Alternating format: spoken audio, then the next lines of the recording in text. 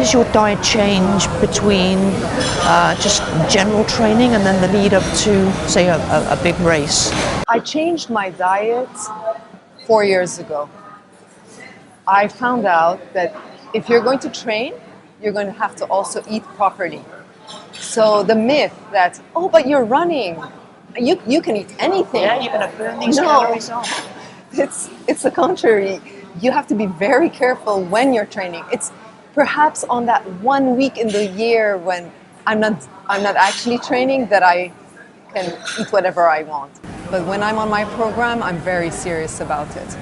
And year by year, it becomes, I toughen up even more.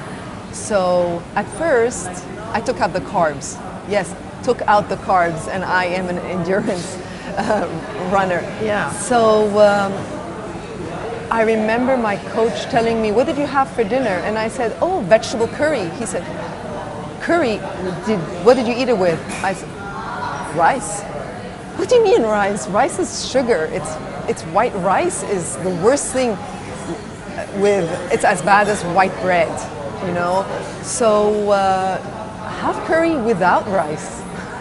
And I've gotten into a lifestyle where I don't eat rice, no bread, no pasta, no pizza, and obviously no cake and all that stuff. But the most obvious things that, because people carb up, before a marathon, for example, I would be with my run buddies who are preparing for the same marathon, and they're eating their pasta and thing, and I'm having an avocado with steak. So we each have our own diets, and mine has become high fat, protein, and good carbs. And by high fat, we mean avocado, almonds, coconut oil, olive oil, things that are those type of fats. Yeah, because this is a myth, right, that fat makes you fat, but there are good fats, right, and there are bad fats. Yes, and you can't mix. If you're going to have the carbs and the fat, then that's where you'll gain weight. Because the sugar from the carbs and the fat from, and for me, it's how many avocados am I going to eat a day or a week versus, oh my God, but avocado is fattening, you shouldn't have it, too much of it. So, no, on the contrary, I load up on good fat. I always have a bag of almonds in my bag. I go to the movies, it's become a lifestyle. I go to the movies, people are munching on popcorn, and I bring out my almonds. So I'm in my car, and I have almonds in the car. My kids know that they're hungry. "Mom, where's your bag of almonds?" Because that's what Mom carries in her bag. And so it becomes a lifestyle. And carbs, Yeah, I do so carb what up. are good carbs then? So What are good carbs? So good carbs, the very good carbs are broccoli, sweet potato. But there are also the lesser evils, which are brown rice, I guess. I'm not allowed to eat pasta or pizza or bread or these things. Even a wholemeal pasta, you wouldn't? No. I can do anything I want after my marathons, but up to there, no. And then my body becomes used to it. So the day where I would cheat and I would have that, I don't feel good. So it's almost as if I'm imposing this gluten intolerance on myself, which is, I mean, I'm not gluten intolerant, but I have become that way just because I can't eat a sandwich, or I just can't digest it anymore. After a run, I'll have what you call lunch for breakfast, which means the biggest meal of my day. I'll go home, I'll have the eggs, I'll have the rice, I'll have that. I'll have lunch at breakfast. Right, and this could be, I guess, any time of day. So I know you typically run in the if morning. if I'm gonna run from 5 to 7 a.m., then I'm gonna have it at 8 a.m. Yeah, but even if you run at lunchtime or in the evening, your biggest meal is your post. It's right after the post training. So that's nutrition. It's important. And then in the lead up to a race, are you changing your dietary pattern at all? No, on the contrary. you have to eat exactly what you've been eating throughout your training. If you eat something different, then you're going to react. Only I'm allowed to carb load 3 days before my race, and then 48 hours, I have to go back to clean. So in a way, yes, I will have the rice and the sweet potatoes and the potatoes 3 days before the race, and then I go clean again, and I'm back to avocado and meat and chicken and fish. And the day of the race, I wake up for breakfast. I have bought an avocado. That's my fuel. I've had my avocado, maybe some smoked salmon, and a cracker maybe, and that's it. That's before the race. And the thing is, you have to also eat properly during the race. And unfortunately, that goes with all these unnatural products in packages that I have to take every 45 minutes because I have to keep replenishing. And dried fruit, pretzels, things that sometimes you need salt. When I was in South Africa during this ultra marathon, they were giving us, the people on the route were extraordinary, and the ambiance was so nice, and they were giving us oranges, slivers of orange with salt. They were just pouring the salt onto the orange. I never thought it would taste so good, because that's exactly what you're craving, the salt and the orange, and you take it in and you can, it keeps you going. So there are different, even during races. So on a 10K race, I won't even have water. I'm like a bullet. I just go out there and I just want to finish, and then I can do whatever I want. In fact, we're talking about nutrition, but I have to say the 10K races are perhaps the hardest races, because you're really aiming to run fast. You don't have time to do anything. You're out there to get a personal best for every race, but it's quite hard at 10K. So for the bigger races, you've talked about food, but what about fluids? What's your fluid intake? Fluids, comfort. Whatever you stop when you want to. There's water along the way, and I have a problem personally with I can't drink and run at the same time, so it does take away from my time, and I still haven't mastered that after all these years. I still have to stop, drink, then run. Some people can. In South Africa, they had these plastic bags. I was running with plastic bags I would just tear apart, and I was able to drink it because it's a plastic bag with a little hole, so that's easy, and then you just toss. But otherwise, these open cups, I mean, it becomes a challenge to run with them. During training, I never thought that I would run with camelbacks. It's this bag, this carry-on that you take with a device that you drink. Yes. I thought, these run nerds, I call them. I'd never run with that. But in the heat in Dubai, you have to. So you don't dehydrate. And I put lots of ice in it, and I even put some salts in it too, so that it can make up for. So hydration is very important. Now, when I run in Europe, I don't run with anything on me, no water. There are fountains everywhere, and you don't sweat and get as thirsty as. So it's a different feel. I bet other racers are looking around at you thinking, wow, this girl doesn't need to drink, she just keeps running, she just keeps going. I mean, it's pretty remarkable. Well, I have to admit, I have one thing, and my friends tease me all the time, is I actually stop and take photos when I run. So I always say this Pokemon Go thing, I invented it 4 years ago. I run for the pictures. The way they say Pokemon Go, you walk to go hunt Pokemons. I know that, oh my God, if I get to Burj Khalifa, I'll be able to take a selfie with the Burj as I'm running. Or, once I get under the bridge, I can take a picture before the sun rises. So I'm always running for my photographs. And then the photographs that I post and things, they're also my memories of the runs. And I can be criticized as in, no, don't take pictures when you're running, it stops your heart rate or it messes you up and things. I'd say, well, that's my motivation. I'm always going. And then I also, when I travel, I run to discover cities. So I've run Paris. I've gone to all the iconic places in Paris and I've actually taken pictures while I'm running. Or, I mean, this year I did a lot of France. I ran in Bordeaux, I discovered Lyon, I went all the different rivers of France. So I wanted to record all of this. So is this even during proper races? No.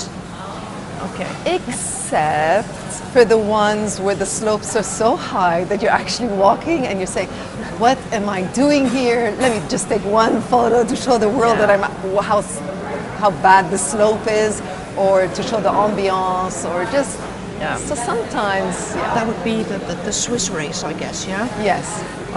I believe you have the medal here from that race. This is, I have a few Swiss races, but this is definitely one that I'm very proud of. This little one, it's Sierre-Zinal. I officially can say that I'm a Swiss runner because I've done this. It's 33 kilometers. It's a mountain. All you do is run this mountain. And I've also done what you call the Toblerone mountain, which is Zermatt. And when I registered for that race, I thought I was going to run in the village of Zermatt because it said it was a half marathon. And when I got there, they said, no, you see the peak up there, that's how high you're going to go. And I have a funny story. So there are some people who actually do the full marathon, and I decided to do a half marathon for that one. The full marathon it starts in another village and it's actually flat, but then when we start as the half marathon, we go up on that steep hill with the rest of them. So imagine for the full marathoners, they're running their last. Yeah, this is their last on a peak. Okay. Wow. So I get there. We're all done, and then it's perhaps a 30-minute train ride down because it's that far up. So we're on the train and we're all looking for our results. And I'm with marathoners and they say, oh, would you like us to check yours as well? I said, yeah, sure. So they take my number and they look it up and they're like, wow, were you actually the fastest? I said, no, I just ran a half. So they thought. So we talk about run community, that's the type of conversations you have. Now I'm sure that that mindset is very, very important too. So what's going through your mind when you're training? Now I know you like to take in lots of pictures, so I'm guessing you're in a good place. And then how does it change when you get to serious race mode? When I'm training, I keep reminding myself that I have a marathon. Or sometimes I'm just training for that half marathon that's in between my marathon season. Because I do all these different races, I've done them while training for the marathon every 6 months. I do 2 marathons on average a year. And during the training season, I do the various. And I'm very keen on doing well on my 10K, on my 21, on my 30s, etc. So while I'm running, while I'm training, I'm saying, come on, you have to do well on this race. This is why you woke up this morning.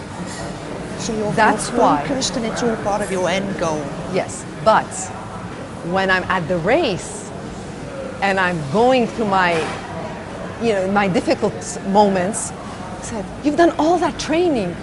You have to respect the training you've done. So during the race, you're saying honor your training. So it's both serve each other.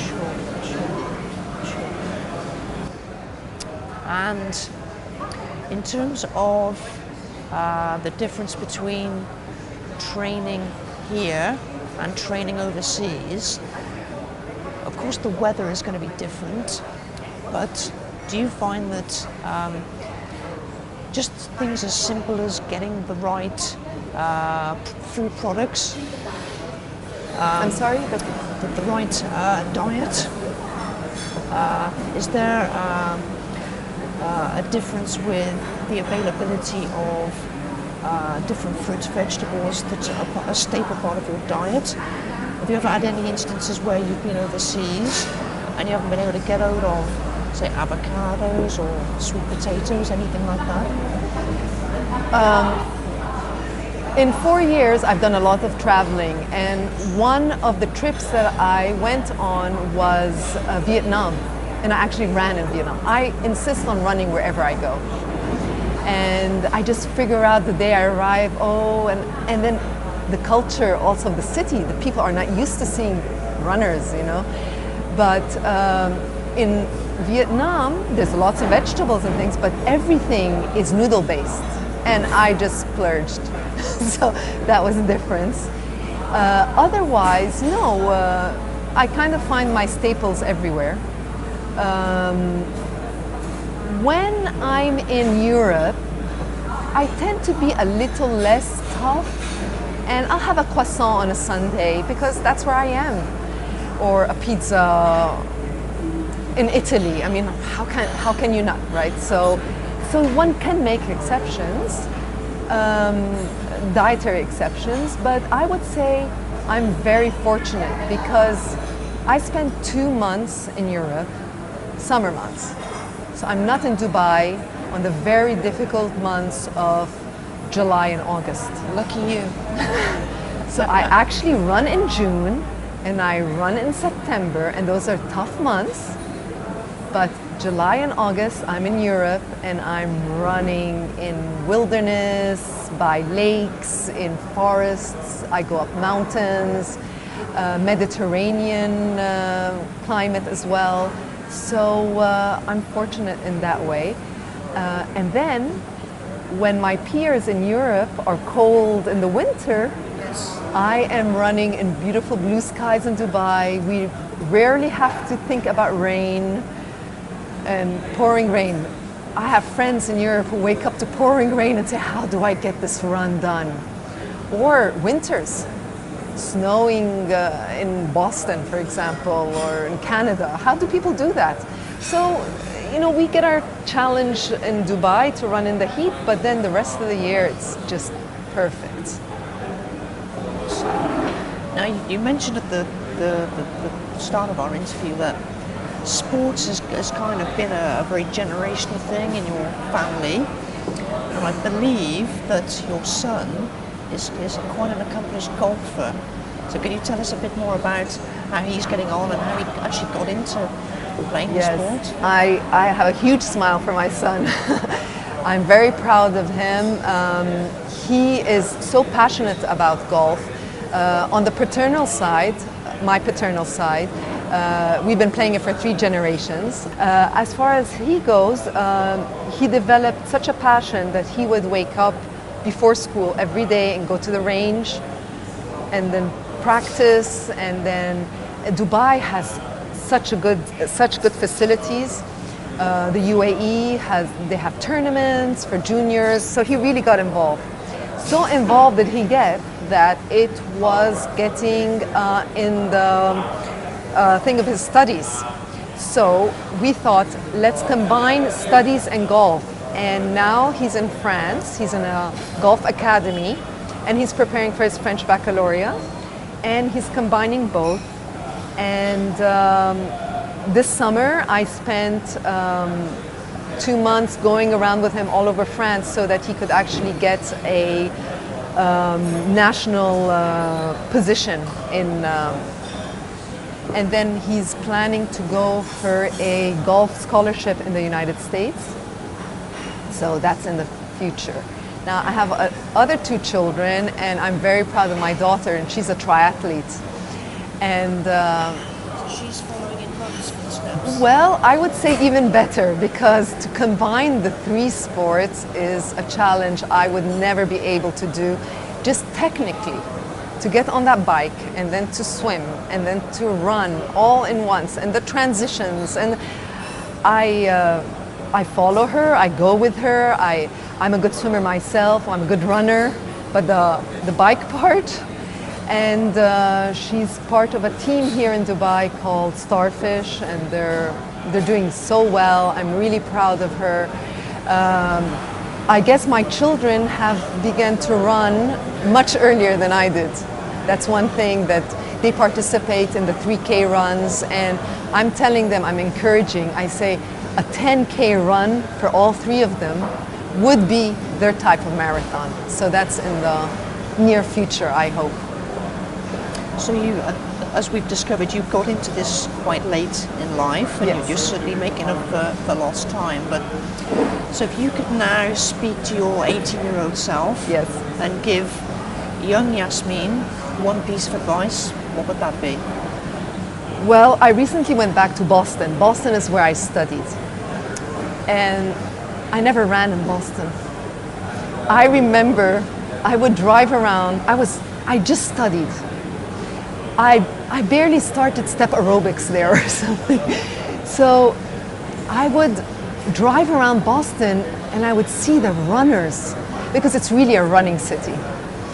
And I would think, crazy, they're eccentric, running in all weather, and I eventually chose a book which is called What I Talk About When I Talk About Running, and it's by Haruki Murakami, this Japanese writer who's he should be a Nobel Prize winner soon in literature. He writes other books, but this particular book is about how a novelist runs and what he thinks about when he runs, and all the different marathons and ultra marathons he ran. And I read this book before I even was thinking about running. And he ran in Boston because he was a professor there. And so I was 20 when I was in Boston. I should have started running then. That is what I would have told myself. Because now my dream is to get into the Boston Marathon, because one has to be able to, there's a process where you have to have a certain time to be able to run. Not everybody just runs the Boston Marathon. So for me, that would be my lifetime achievement. So you have to have achieved a particular Yes. personal best to qualify. Yes. Yeah? And for me, for my age group, it's 3:59. So under 4 hours. 4 hours. And yeah. my best so far is 4:13. Okay. But when you get to the level, that time, it's very hard to shave minutes.